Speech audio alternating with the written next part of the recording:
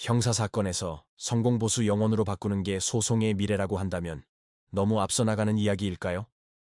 사실 이건 저희가 2014년에 사무소를 열 때부터 지금까지 쭉 지켜온 원칙입니다.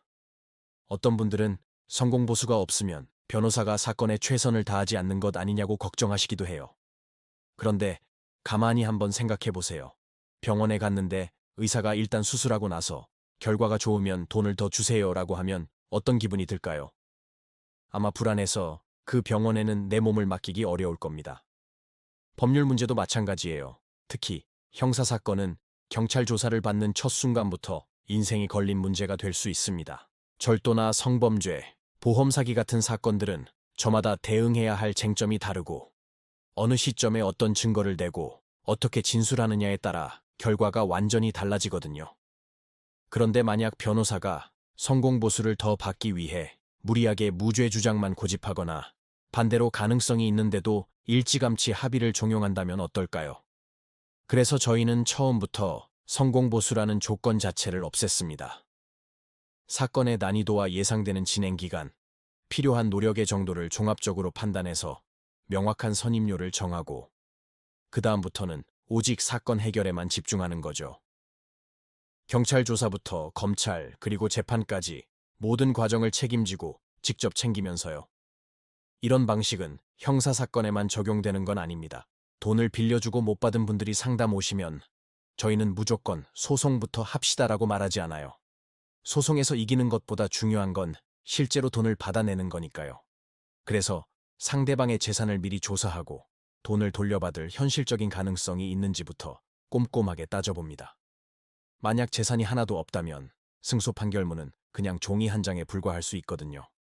채권 추심이나 강제 집행까지 내다보면서 처음부터 전체적인 계획을 짜는 게 저희가 일하는 방식입니다. 전세 사기나 부동산 분쟁도 비슷해요. 제가 공인중개사 자격도 가지고 있어서 그런지 법률적인 쟁점만 보지 않고 계약서의 구조나 등기부 같은 권리관계를 함께 뜯어보게 되더라고요. 어디서부터 매듭이 꼬였는지 찾아내야 가장 효과적인 해결책이 나오니까요. 가사사건, 예를 들어 이혼이나 재산 분할, 양육권 문제도 마찬가지입니다. 당장의 감정에 휩쓸려서 싸우기보다는 이 결정이 몇 년 뒤, 몇십 년 뒤까지 어떤 영향을 미칠지 생각해야 해요. 아이가 성인이 된 후까지 고려해서 분쟁의 소지를 미리 없애는 설계를 하는 게 중요합니다.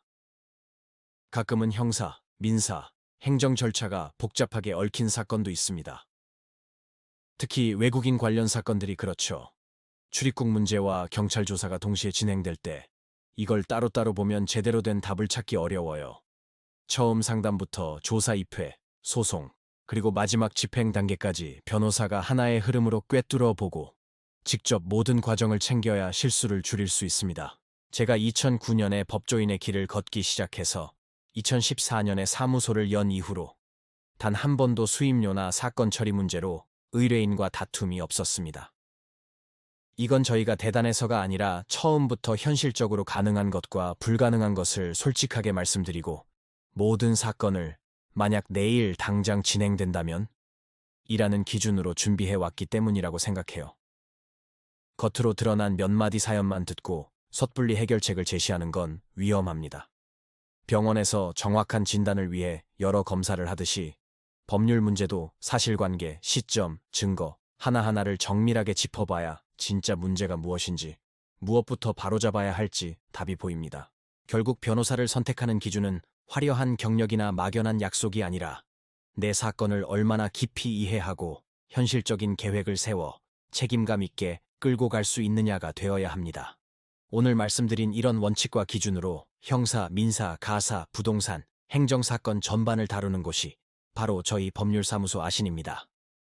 변호사와의 구체적인 상담이 필요하신 분들은 이 영상의 설명란을 참고해 주시기 바랍니다. 감사합니다.